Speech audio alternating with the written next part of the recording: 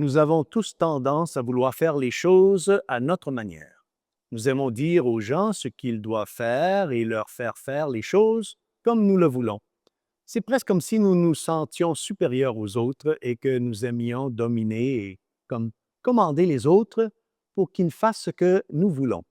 Nous nous sentons comme plus importants et plus intelligents que les autres. Nous aimons être vus par les gens, qu'ils reconnaissent notre importance et qu'ils nous accordent un statut social élevé. Or, frères et sœurs, dans l'Évangile d'aujourd'hui, Jésus propose exactement le contraire. Au nom du Père et du Fils et du Saint-Esprit, Amen. Chers frères et sœurs, Salve Maria et bienvenue au commentaire de l'Évangile pour aujourd'hui.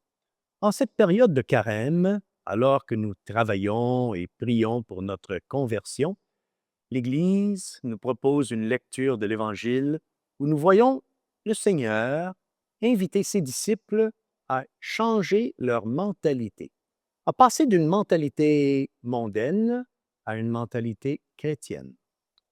L'Évangile nous est présenté par Saint Matthieu, chapitre 20, versets 17 à 28. Et nous y apprenons que Jésus a pris ses disciples à part afin de leur faire savoir ce qui allait lui arriver.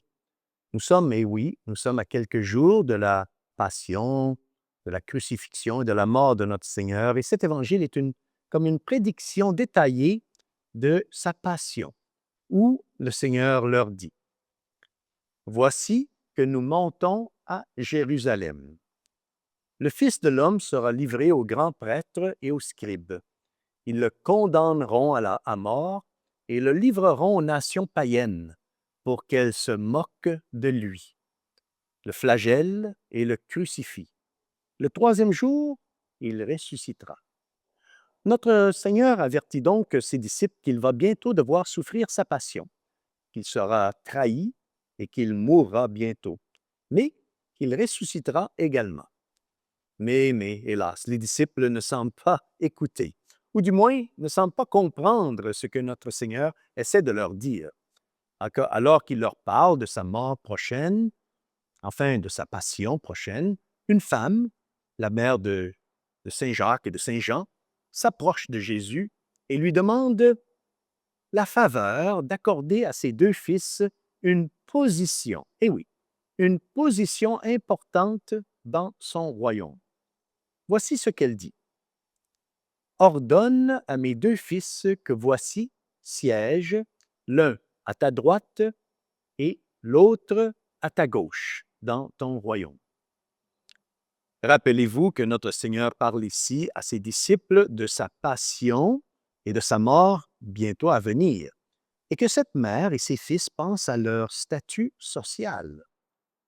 Mais enfin, ne vous méprenez pas, la mère de Jacques et de Jean ne demande pas ici quelque chose de mauvais, mais quelque chose, enfin, un peu de très mondain. Et elle le demande, bien sûr, à un moment déplaisant, mauvais. Enfin, elle demande quelque chose que la plupart des mères demanderaient. Elle demande une bonne position pour ses fils. Elle demande les meilleures places dans le royaume de Dieu. Et l'Évangile poursuit en disant que les 10 autres disciples étaient, lorsqu'ils ont su cela, en colère et indignés par cette demande, car ils convoitaient, eux aussi, évidemment, les premières places dans le royaume. Nous pouvons donc en conclure que la prière de la mère de ces deux disciples n'était pas du tout, enfin, agréable au Seigneur. Cette femme cherchait et demandait un statut et des honneurs pour ses fils, alors qu'elle aurait dû écouter notre Seigneur. Ce n'était bien sûr pas une prière qui reflétait la mentalité de notre Seigneur. Notre Seigneur n'a-t-il pas renoncé, lui, à son statut social et à ses honneurs pour le salut des autres? Notre Seigneur n'a-t-il pas donné sa vie pour nous à travers sa passion et sa crucifixion? Notre Seigneur poursuit donc, enfin, et répond à cette mère en disant, « Celui qui veut devenir grand parmi vous sera votre serviteur, et celui qui veut être parmi vous le premier sera votre esclave. » Ainsi, le Fils de l'homme n'est pas venu pour être servi, mais pour servir et donner sa vie en rançon pour la multitude. Par ces paroles, notre Seigneur appelle cette mère et tous les autres disciples à changer leur mentalité. Et oui, au lieu d'essayer d'obtenir les premières places d'honneur où ils pourraient être servis, maintenant ils doivent désormais aspirer à servir les autres. S'ils veulent être honorés, ils doivent d'abord faire preuve de service. Les disciples savaient que Dieu allait récompenser Jésus pour son service et sa bonté. Mais aujourd'hui, nous apprenons que c'est le service lui-même qui doit préoccuper les disciples et non la récompense pour ce service.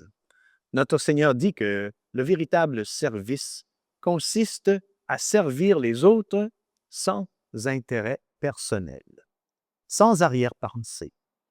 Et tous ceux qui servent comme notre Seigneur sont ceux qui seront récompensés dans la vie éternelle. Demandons donc à Notre-Dame de changer notre mentalité afin que la mentalité du monde soit remplacée par celle de Jésus qui veut servir et non être servi. Et que Dieu Tout-Puissant vous bénisse. Au nom du Père et du Fils et du Saint-Esprit. Amen. Salve Maria.